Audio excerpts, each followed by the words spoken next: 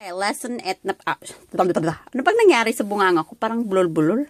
Nyam-nyam na, nilalamig ba? Or something na, yung parang, pagaling ka sa malamig ba? Parang hindi ka makapagsalita. Parang ganun nangyari eh. Okay. So, let's start na po tayo sa ating lesson where we go on chapter 8. So, 모두, it means everybody. 모두 오막실로 가세요.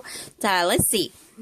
모두, it means everybody. Yan. 오막실. Yung umak, it means music. Yung shil, nagre-represent po siya ng isang room or room nga yan. Kaya ang tawag kasi nila sa mga parang kwarto-kwarto sa isang department, sinasabi nilang shil. Okay? For example, isang room. Sa bahay nga natin, di ba, mayroon tayong tinatawag na boiler shield. It means, andun yung natin, heater system sa loob ng room na yon. Alright? So, shield represent po na isang room. So, umak shield. It means music room. Sa ro ay nagre-represent po to ng, ang ibig sabihin nito is, doon po yung direction na pupuntahan mo, yung ro. 가세요, it means go. It means go to music room. Meron kasing word dito na 모두. 모두, it means everybody. Everybody go to the music room. Parang ganun. Go to saan? Ito yung go to momo. Go to ding-dong-ding. Sa pa.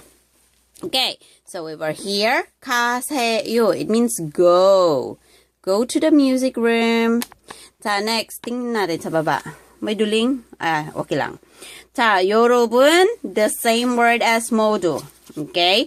여러분 means everyone. 무슨 수업을 좋아해요? 자, 무슨, it means the another word of what. Parang kasi siya, parang mag-explain ka kasi yung isang bagay. Nagtatanong ka ng isang bagay. Kung ano. Ano po yung gusto nyo na klase? Okay, class. It means 수업.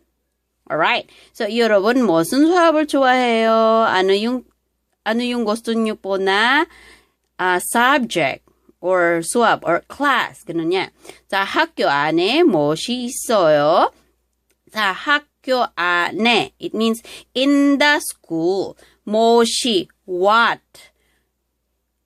Ano ba yung meron? So, meron, it means 있어요. So, ano ba yung meron sa school natin? So, 학교에 무엇이 있어요? Anong meron sa classroom or sa school natin? Okay, we will go to the conversation. Parang din akong anong nangyari sa bunganga ko? My goodness, ang ating camera din is medyo doling-doling system. Kaya, ewan ko lang, nalamigan din yata si camera kasi galing sa labas. Alright, we will go. So, ang mga tauhan po dito, si Minu at saka si Yumi. Sa makabasa na, mabasa ninyo, di ba? Minu, pangalan niya ng lalaki, at saka Yumi, pangalan ng batang babae. Okay, 민우야, 지금 어디 가? Sabi niya sa classmate niya. Classmate niya yata ni si Minu. Sabi niya, Minu, saan ka punta?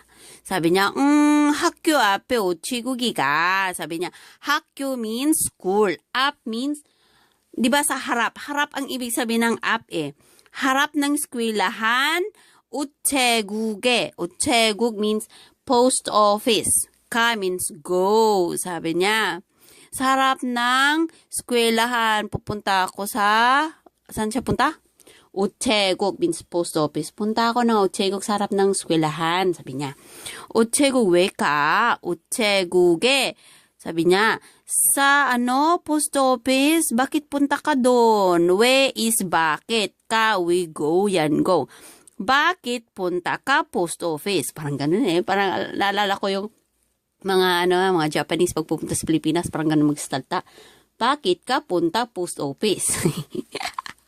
Kaya pala ganun sila magsalita, mayroon palang dahilan.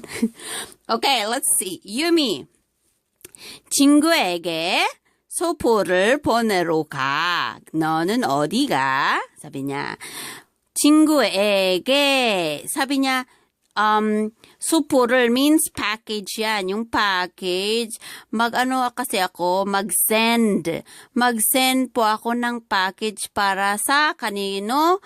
Kaibigan ko. Sabi niya, sa kaibigan ko na package, mag-send po ako. Send yun, ponero. Ito yung pone plus ro. Parang sinasabi niya yung dahilan kung bakit siya pupunta. Parang ro, it means, kaya ako pupunta doon or something na pumunta ako para mag-send ng supo. Parang ganun. Yung ro is something na parang may ini-explain ka na na bagay. At the same time, pupunta ko, at the same time, may gagawin. Parang ganon. 자, 너는 어디 가? 자, 너는 어디에 가? ikaw, saan ka punta? Sabi naman si Mino. Si Mino, sabi ni Mino, 난 영화를 보러 가. 나는, sabi na na는 yan ha, naging na siya, naging, ba yan? Na-shorten lang siya, kumbaga. 자, 난 영화를, it means, yan, yung movies.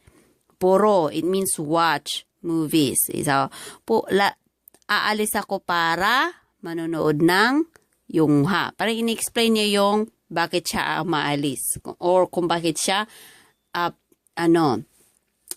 aalis. Or pupunta. Ganon. So, 난 영화를 보러 가. Sabi niya, pupunta ako manood ng movie.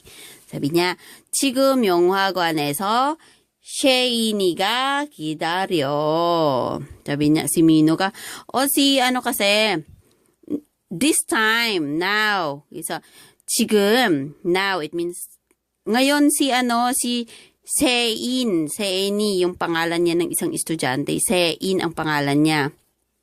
세인이 기다려. Wait.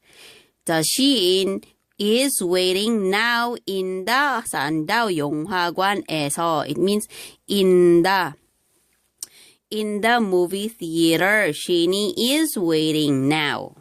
자, kaya si Shein nagantay po sa harap ng yogan or sa harap si Shein po naghahantay sa movie theater or sa cinema kumbaga. 자, sabi niya. sabi naman ni Yumi, 그럼 영화 재밌게 봐. Sabi niya, 재밌게 means have fun. Sabi niya, have fun. 재미있다 means fun yan eh. Or interesting. Something fun. So, have fun watching the movie. Parang ganun siya. Ang bait mo naman. Ganun lang yan, diba? Parang, enjoy ka lang doon. Naalala ko si, tuloy. Next, 우체국. 우체국 means post office. 소포, it means yun po yung tawag ng package. Yung hagwan means movie theater. Tapos 재미있다 means fun. Alright? So, yun ang pong madagdag ng ating Sana po may napulot kayo kahit kunting isang letra or 2 letra or 4 na letra na memorize nyo. Magamit din yun araw-araw. Anyway, continuous lang po natin yan next time. Ba't naduling? Ay, duling lang talaga siya. Yan lang siya kasi duling talaga siya. Wala tayong magagawa. Alright, so we will see here. Andito po yung mga, yung mga location. Bilisan lang po natin. Sa bunsikchib. Bunsikchib, ito po yung mga instant food na makakain natin yung mga tteokbokki, yung mga kimbap, yung mga ganun na mga tinda-tinda. 편의점, it means yung convenience store. 우체국 means post office. 세탁소, it means yung laundromat, yung nagwa-washing ng mga dress, mga dry cleaning center. Tapos 사진관, it means photo shop. 서점 means the bookstore. boss 정류장. 정류장 po ang tawag niya. 정류가 hindi yan ganun pagkabasa ha. Sa bus 정류장, it means bus, yung bus stop sa bus stop po. Okay? So may mga situation po tayo dito. So it means 한국어 소설책 사요. Sa 소설책, it means fiction books. 사요 means buy. So Korean fiction books. Buy Korean fiction books. Next is 버스를 기다려요. waiting the bus. ganyan. 수풀을 붙여요. 붙여니 send yan ang ibig sabihin. Sending package or something. Alright, next is 손대와 떡볶이를 먹어요. Eating 손대. Alam mo yung 손대 yung parang ano siya, yung yung intestine ng baboy, tapos meron po siyang inside is merong yung parang ano siya, yung parang pansit pero itim siya, parang dinuguan ng style, ganun. Tapos tteokbokki, alam mo yung rice cake na pinutol-putol na maanghang. Okay, yun po yun. Tapos 가족 사진을 찍어요. It means yung nagfo-photograph sila ng family picture. Okay? So, photograph ng family picture. Then, spam. It means midnight. 12 o'clock. 12 o'clock. 율두시 우유를 사요. So, 12 o'clock, midnight. Bumili po ako ng uyu. Next, 옷을 dry cleaning 해요. So, ang damit daw, ipa-dry cleaning daw niya. Ganun siya. Alright. So, situational po yan. Ikaw na pong bahalang maghanap ng kung saan ka pupunta. Alright, so we will go for the next round. Sana po makagawa tayo ng marami.